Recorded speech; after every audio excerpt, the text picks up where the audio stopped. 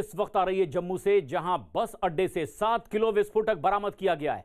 पुलवामा हमले की दूसरी बरसी पर सुरक्षा बल को एक बड़ी कामयाबी हासिल हुई है। आतंकियों की एक बड़ी साजिश को जम्मू में नाकाम कर दिया गया है। इस बीच खबर यह भी है कि कुछ ही देर बाद जम्मू पुलिस एक प्रेस कॉन्फ्रेंस करेगी और इस विस्फोटक की बरामदगी पर कई और अहम खुलासे कर सकती है पुलिस। पवन शर्मा हमारे सहयोगी इस वक्त फोन लाइन पर मौजूद हैं।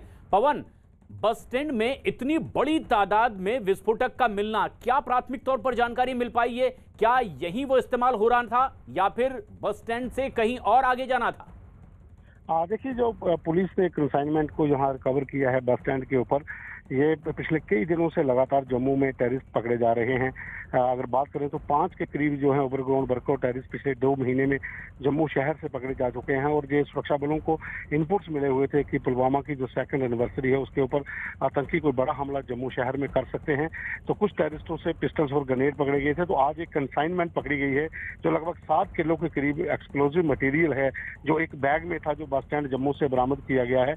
तो ये एक बड़ी उपलब्धि जम्मू कश्मीर पुलिस के लिए है कि जो आतंकियों ने प्लानिंग की थी, एक बड़ी साजिश को यहाँ पर उसको तैयार किया था, पूरा षड्यंत्र की एक ब्लास्ट यहाँ पर किया जाए, जहाँ फिर ये एक्सप्लोजिव मटेरियल कहीं और इस्तेमाल होना था, लेकिन समय रहते उसको पकड़ लिया गया है। अभी पुलिस जो है पूरे मामले की जांच कर रही है और इसमें माना जा रहा है कुछ लोग जो इसमें शामिल हैं उनकी भी धरपकड़ के लिए टीम्स जो है वो अपना काम कर रही हैं। और इसमें गिरफ्तारी भी हो सकती है कि आखिर मटीरियल बस स्टैंड में कौन लेकर आया था और किस इलाके से पहुंचा था।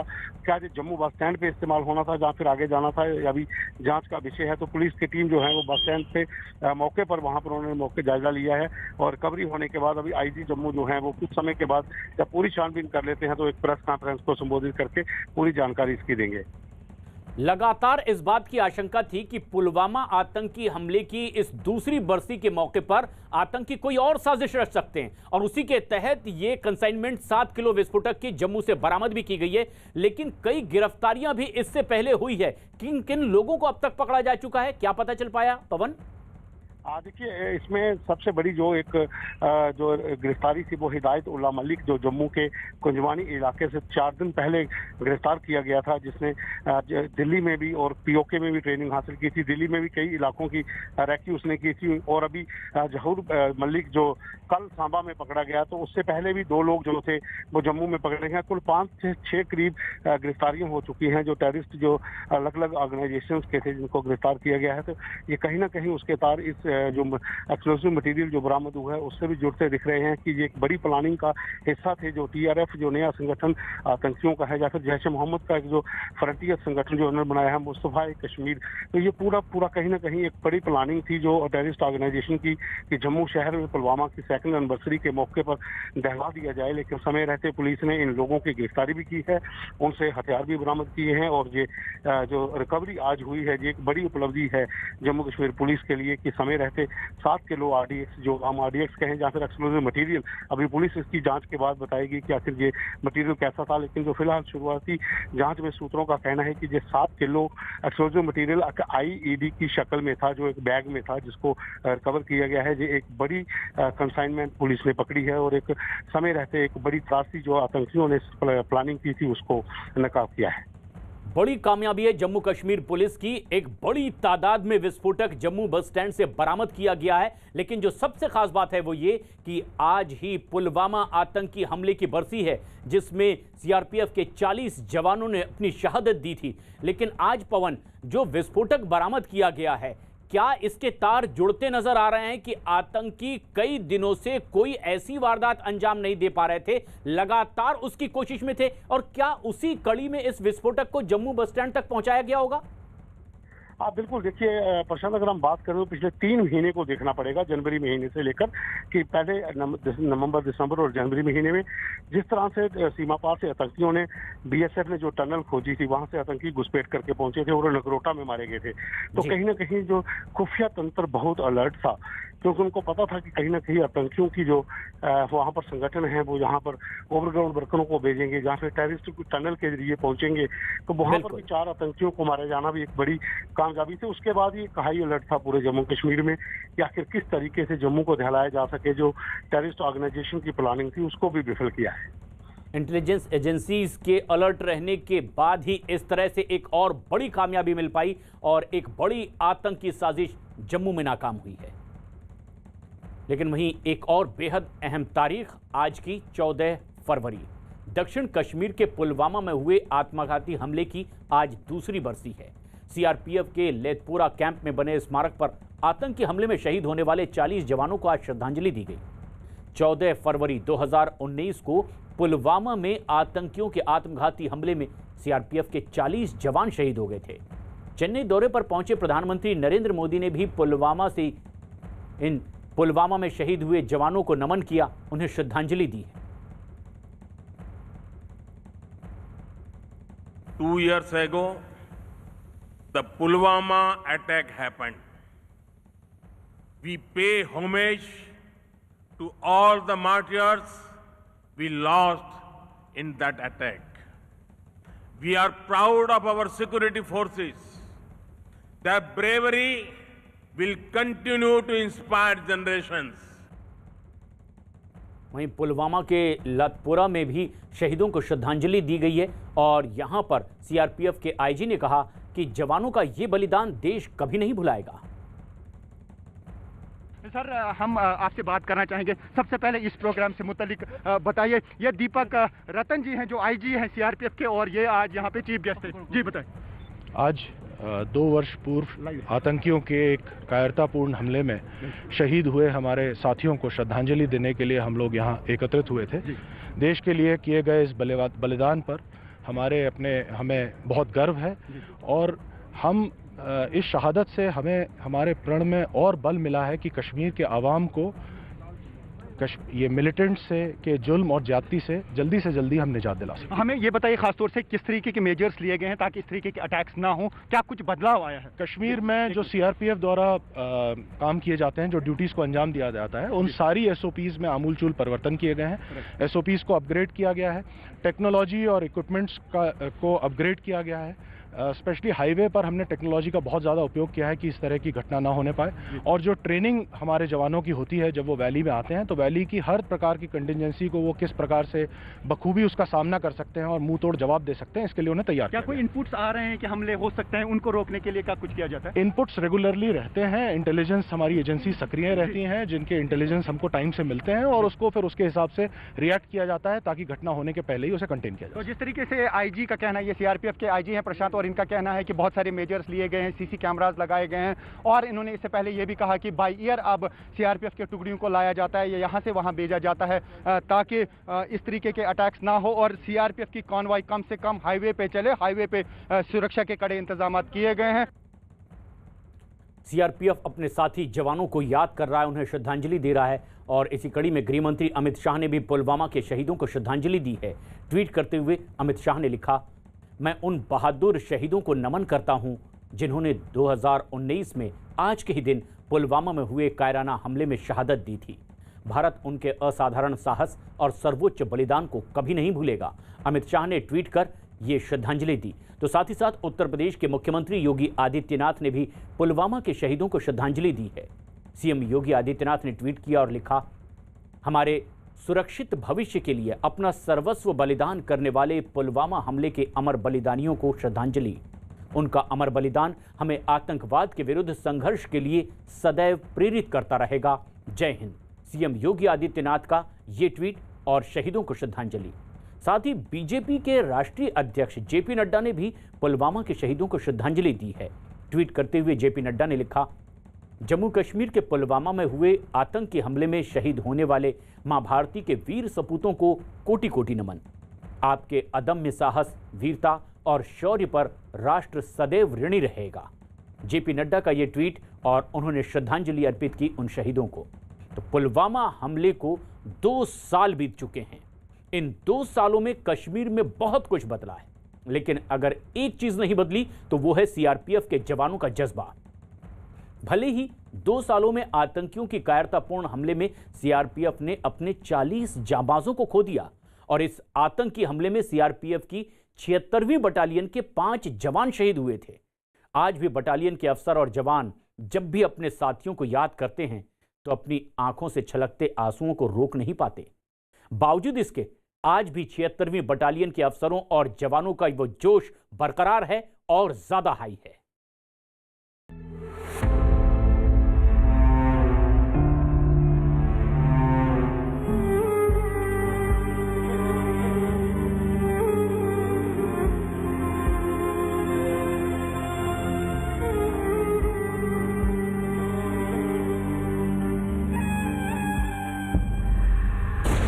पुलवामा हमले के 2 साल।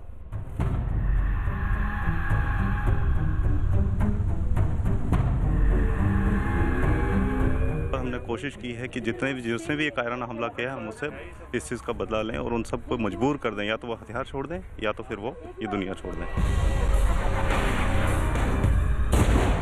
शहीदों को भावभीनी श्रद्धांजलि। कल्पना करके देखिए उस माँ को, उस बहन को, उस बेटी को, उस पत्नी को, उन बच्चों को जिनका घर का चिराग उसी तिरंगे में लिपटा हुआ जब उनके घर आता है। वो दर्द हम बयान नहीं कर सकते। साथियों की याद में आंखें हुई नम। तिलकराज भाई, आपके पास में बचा हुआ, हम आपसे पार्टी लेना चाहते हैं। तो ये बोला भाई अभी मैं ड्यूटी जा रहा हूँ, ड्यूटी आने के बाद ये पार्टी करूँगा। लेकिन हमारे को क्या पता था कि वो आके इस पार्टी में शामिल ही नहीं होगा। और वो शहीदों को सलाम। हम उस मिट्टी की जिसकी कसम खाई है उसको हम कभी झुकने नहीं देंगे, उस देश को कभी झुकने नहीं देंगे, और बल्कि हम आगे आकर के अपने देश की रक्षा के लिए हमेशा तत्पर हैं, चाहे बलिदान कितना भी देना पड़े।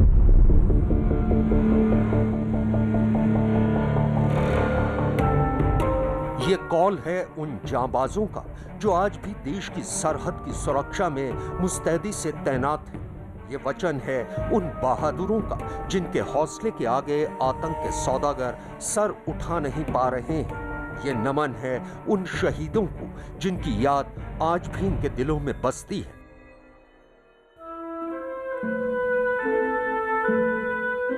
शनिवार को जम्मू में तैनात सीआरपीएफ की 76वीं बटालियन ने 2 साल पहले पुलवामा हमले में शहीद हुए अपने साथियों को श्रद्धांजलि दी। अपने साथियों को खोने का दर्द, गम और गुस्सा आज भी इस बटालियन के हर जवान और अफसर के दिल में भरा पड़ा है। तिरंगा जो हमारा राष्ट्रीय ध्वज है, आप कल्पना करके देखिए कि जिस तिरंगे को हम इतने गर्व से, जो हमारी आन बान और शान है, जब वो फहराता है तो हम सबका, हर देशवासी का सीना गर्व से चौड़ा हो जाता है। लेकिन कल्पना करके देखिए उस माँ को, उस बहन को, उस बेटी को, उस पत्नी को, उन बच्चों को जिनका घर का चिराग उसी तिरंगे में लिपटा हुआ जब उनके घर आता है। वो दर्द हम बयान नहीं कर सकते कि हमारे जब साथी तिरंगे में लिपटे हुए पहुंचे अपने घर में तो क्या कंडीशन थी उनके परिवारजनों की।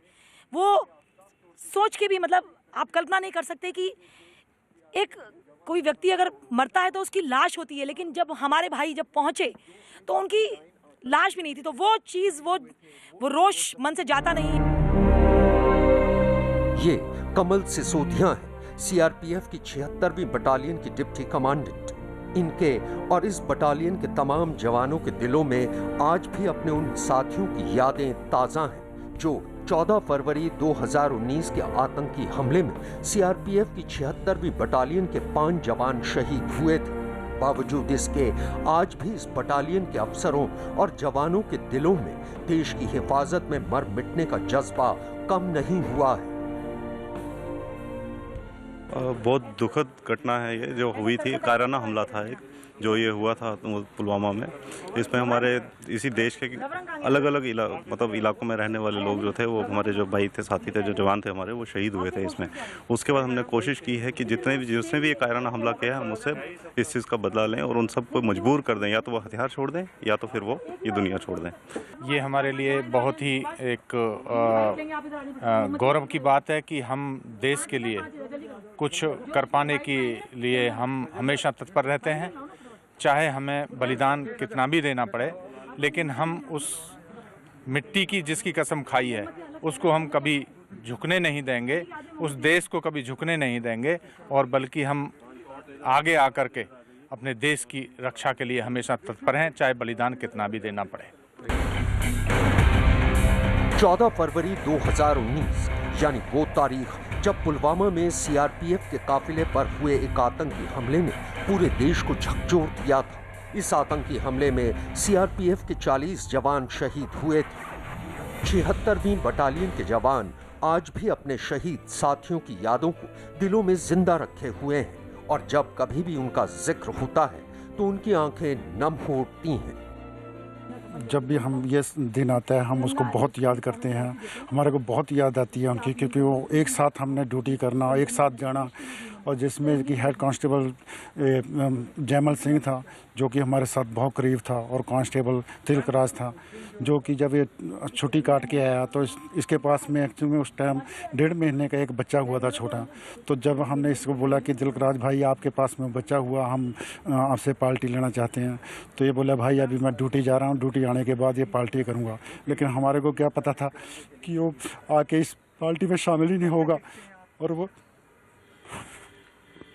तरफ से गर्व भी होता है और एक दुख की घड़ी भी थी बहुत, पूरे सीआरपीएफ क्या मतलब पूरे ये भारत के लिए बहुत दुख की बहुत बड़ी घटना हुई थी। और इसके कारण सीआरपीएफ के 42 से 40 जवान जो थे सीआरपीएफ को खोने पड़े थे और शहीद हुए थे वे। और ये जो 5 जवान ये हमारी यूनिट के थे, हमारे साथ ही रहते थे, एक परिवार के जैसा इनका हमारा जैसे बड़े भाई हैं वैसे हमारे साथ ये रहते थे। और लेकिन जब ये शहीद हुए तो हमारी जैसे साथी जवान की आंखें भर आई, तो मतलब काफ़ी बुरा लगा था। जम्मू में जो 76 बटालियन का कार्यालय है, जहां पर ये 5 जवान जो जहां पर आप देख रहे हैं जिनके चित्र जहां पर लगे हुए हैं, head constable Naseer Ahmed, head constable Jaimal Singh, constable Rohtas Lamba और सुखजिंदर व कांस्टेबल तिलकराज, ये सभी यहाँ इसी बटालियन के जवान थे। जब यहाँ से बस रवाना हुई थी कश्मीर के लिए तो उस बस में सवार थे और वहाँ पर इन्होंने शहादत पाई थी। और आज यहाँ पर सीआरपीएफ के कैंप के भीतर इन लोगों को श्रद्धांजलि दी जा रही है। अगर आप देखें तो यहाँ पर उनके सारे साथी जो हैं वो भी यहाँ पर मौजूद हैं, आज के दिन पर अपने साथियों को याद कर रहे हैं, उनको श्रद्धांजलि अर्पित कर रहे हैं। लगातार अगर हम बात करें तो पाकिस्तान के खिलाफ भी ऑपरेशन कश्मीर में भारतीय सेना और सुरक्षा बलों के जवान जारी रखे हुए हैं और कामयाबी भी सुरक्षा बलों को मिल रही है। सुरक्षा बल जम्मू कश्मीर में हर रोज कामयाबी की नई कहानी लिख रहे हैं। उनकी मुस्तैदी की बदौलत जम्मू के सांबा सेक्टर में आतंकी संगठन टीआरएफ यानी द रेजिस्टेंस फोर्स के नंबर 2 जहूर अहमद राथर को गिरफ्तार किया गया। जहूर कश्मीर में बीजेपी कार्यकर्ताओं की हत्या की वारदात में वांटेड था। अनंतनाग और सांबा पुलिस ने अपने एक जॉइंट ऑपरेशन के दौरान सांबा के बारी ब्राह्मणा इलाके के एक घर से जहूर को गिरफ्तार किया। टीआरएफ आतंकी संगठन लश्कर तैयबा से जुड़ा संगठन है। सूत्रों के मुताबिक जहूर अहमद राथर और खालिद और साहिल सरहद पार से आने वाले हथियारों की एक खेप लेने के लिए सांबा आया था, लेकिन इससे पहले ही उसे गिरफ्तार कर लिया गया।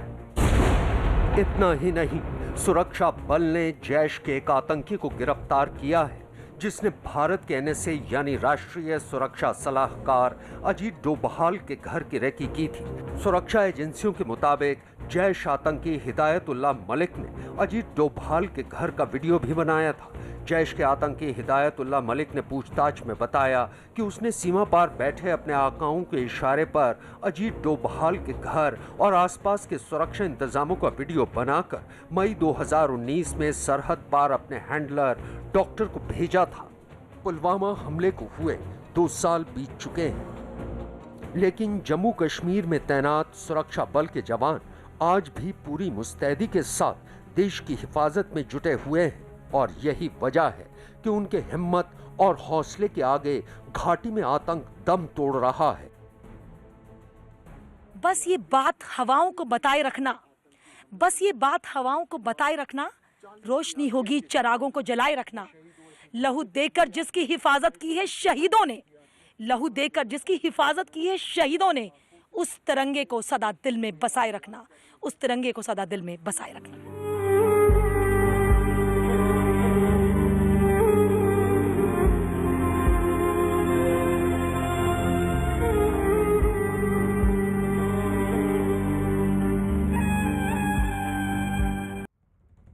और बड़ी खबर इस वक्त की, जम्मू कश्मीर के पूर्व मुख्यमंत्री और नेशनल कॉन्फ्रेंस के नेता उमर अब्दुल्ला को घर में ही रोके जाने से जुड़ी ये खबर।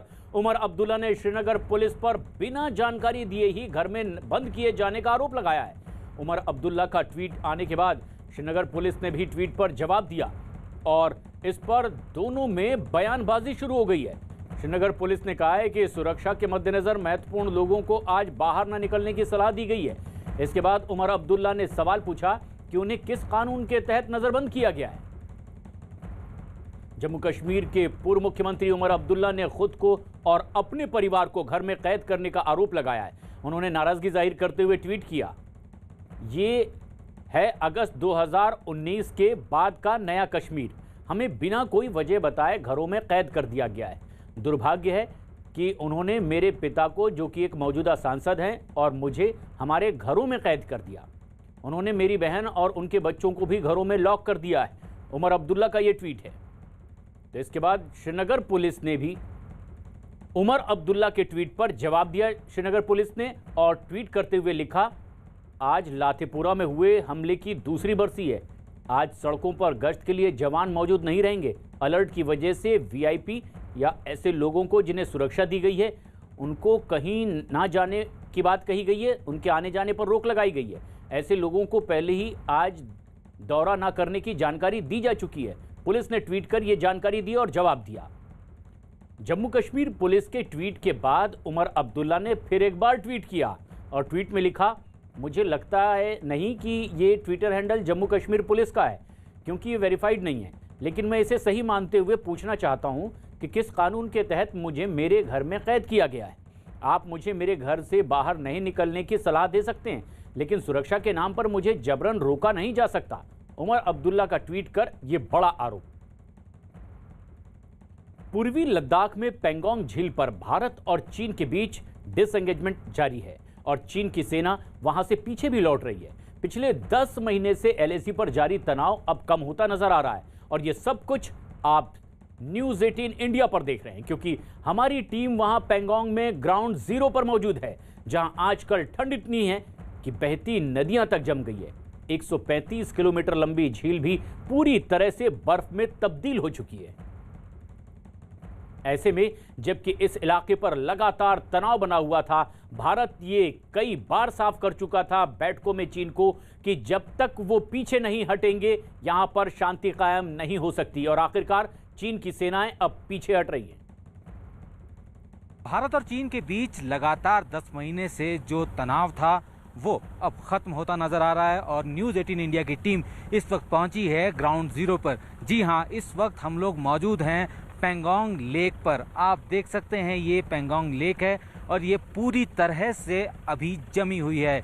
ये हिस्सा भारतीय इलाके का हिस्सा है, यहीं से शुरुआत होती है और आप सामने देख सकते हैं जितनी पहाड़ियां हैं, पीक्स है, वहीं जो है वो फिंगर एरिया कहलाता है और वहीं जो है सबसे पहला डिसएंगेजमेंट जो है इस इलाके में, यानी कि ये जो नॉर्थ बैंक है यहाँ पे शुरू हुआ है। चीन की सेना जो है अपनी टुकड़ियों के साथ ऊंची चोटियों पर अब भी जमी हुई है, जिनको धीरे धीरे पीछे जाना है, क्योंकि फेज़ बाय फेज़ जो है पीछे होना होगा। और आप समझ सकते हैं यहाँ इस इलाके की दुश्वारियाँ, चुनौतियाँ देख लीजिए किस तरीके से पूरी लेक जो है वो जमी हुई है यहाँ पे। और ऐसे में आप समझ सकते हैं कि जिस तापमान में, जितने कम तापमान में भारतीय सेना यहाँ पे डटी रही, चीन को जो है पूरी तरीके से चुनौती दी यहाँ पे, क्योंकि यही एक इलाका था चीन जहाँ पे सबसे ज़्यादा हेकड़ी दिखाता था। और जो पेंगोंग में जो जितना बड़ा विवाद है, ये विवाद बहुत पहले से चल रहा था, लेकिन भारत ने जिस तरीके से कार्रवाई को अंजाम दिया और पेंगोंग के दक्षिण छोर पे अपनी मजबूती बनाई, उसके चलते चीन को अपने घुटने टेकने पड़े और उससे बातचीत की टेबल पर भारत की शर्तों को मानना पड़ा। तो हम अपने दर्शकों को दिखा रहे हैं ग्राउंड जीरो से खास रिपोर्ट कि कैसे किस विषम परिस्थितियों में जो है भारतीय सेना इन सारे इलाकों में तैनात हैं। एक बार फिर बता दें, ये ग्राउंड जीरो है, ये सबसे बड़ा फ्रिक्शन पॉइंट था जो कि अब धीरे धीरे दुरुस्त किया जा रहा है। पेंगोंग का वो आगे का आप हिस्सा देख सकते हैं, जो सामने जो पीक्स है वो जो है उसी तरीके की पीक्स है। फिंगर एरिया उन्हीं को कहा जाता है। फिंगर एरिया में आप मानिए 8 फिंगर तक जो है हमारी सीमा है, यानी कि LAC 8 फिंगर से जाती है, लेकिन चीन ज़बरदस्ती जो है उस LAC को फिंगर 4 से ले जाने की बात करता है और वहीं विवाद शुरू होता है। खुद रक्षा मंत्री राजनाथ सिंह ने ये साफ कर दिया है कि भारतीय सेना पूरी तरह से इस इलाके में डटी रही है और इस जो डिसंगेजमेंट का प्रोसेस है इसमें हम लोगों ने 1 इंच भी ज़मीन नहीं गंवाई है। तो आप देख सकते हैं कि किस तरीके से पूरी की पूरी लेक जो है इस वक्त जमी हुई है। वो सामने का जो इलाका है उन्हीं को फिंगर एरिया कहा जाता है। तकरीबन 135 किलोमीटर लंबी ये झील है, जिसमें से 40% यानी कि 45 किलोमीटर के आसपास भारतीय हिस्सा होता है और उसमें भी जो है चीन लगातार कोशिश करता रहा है कि LAC को बदला जाए, लेकिन अब चीन के सारे मंसूबे ध्वस्त हो चुके हैं और उसको जिस तरह से डोकलाम से पीछे हटना पड़ा था उसी तरीके से अब उसे पेंगोंग के इलाके से भी पीछे हटना पड़ रहा है। एक बड़ी खबर इस वक्त आ रही जम्मू से, जहां बस अड्डे से 7 किलो विस्फोटक बरामद किया गया है। पुलवामा हमले की दूसरी बरसी पर सुरक्षा बल को मिली एक बड़ी कामयाबी, आतंकियों की बड़ी साजिश को नाकाम किया गया है। इस बीच खबर यह भी है कि जम्मू पुलिस कुछ ही देर में एक प्रेस कॉन्फ्रेंस कर सकती है और बरामद विस्फोटक के बारे में और कई अहम जानकारियां दे सकती है। कई लोगों की गिरफ्तारी भी हुई है इससे पहले और पूछताछ भी उनसे लगातार की जा रही थी, लेकिन खुफिया जानकारी के मुताबिक जो जानकारियां हासिल हुई 7 किलो विस्फोटक जम्मू बस स्टैंड से बरामद किया गया है। और ऐसे में तब ये बेहद अहम है जब पुलवामा आतंकी हमले की आज दूसरी बरसी है। आशंका पहले से ही जाहिर की जा रही थी कि आतंकी संगठन, उनसे जुड़े लोग इस तरह की नापाक हरकत एक बार फिर आज पुलवामा आतंकी हमले की बरसी पर कर सकते हैं और उसके मद्देनजर सुरक्षा बल पहले से ही चौकस थे और बस अड्डे से 7 किलो विस्फोटक बरामद कर लिया गया है। देवभूमि में आई भीषण त्रासदी के बीच अडिग रहकर भी हर अपडेट सबसे पहले आप तक पहुंचाता रहा है न्यूज 18 उत्तर प्रदेश उत्तराखंड। संकट की इस घड़ी में न्यूज 18 उत्तर प्रदेश उत्तराखंड ने अपनी जिम्मेदारी समझते हुए पीड़ितों की मदद के लिए बड़ी मुहिम शुरू की है, देवभूमि के साथ देश। इस मुहिम के जरिए हम आपसे भी मदद की अपील करते हैं कि आपकी एक छोटी सी मदद आपदा प्रभावित परिवारों को बड़ी राहत दे सकती है। न्यूज 18 उत्तर प्रदेश उत्तराखंड के साथ टाटा टेस्कॉन की SD की खास पेशकश, देवभूमि के साथ देश। इस मुहिम से जुड़ें और मुख्यमंत्री राहत कोष या CM रिलीफ फंड में डोनेट करके आपदा पीड़ितों की मदद करें।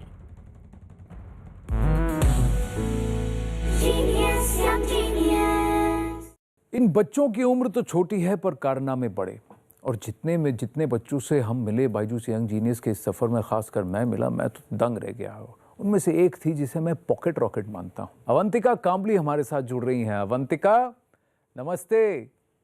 नमस्ते। क्या रहेगा आपके लिए सबसे मेमोरेबल मोमेंट? मेरा मेमोरेबल मोमेंट रहेगा कि मुझे बहुत अच्छा लगता है जब मतलब मेरा नाम आ रहा है कि Avantika Kambli has achieved so much. और आप यंग जीनियस की लिस्ट में शुमार हो गए हैं। फर्स्ट सीजन में आप आए, 3 बच्चों में आप भी थे, आप सबसे यंग थी। आपको नहीं लगा ये इतने बड़े बड़े हैं मेरे से, या आपको लगा अरे कोई बात नहीं? मुझे एक्चुअली वैसे नहीं लगा, क्योंकि मैंने 10th स्टैंडर्ड बच्चों के साथ भी compete किया है। कैसा लगा सोहा जी से बात करके? बहुत अच्छा लगा। अब आप क्या करने वाली हैं? आपका नेक्स्ट गोल क्या है? मेरा नेक्स्ट गोल है कि अहेड जाके एक दिन आई कैन इमेजिन कि पता है मैं एस्ट्रोनॉट बन के मून जा रही हूँ। वाह, we are very proud to have you as a young genius. Thank you so much.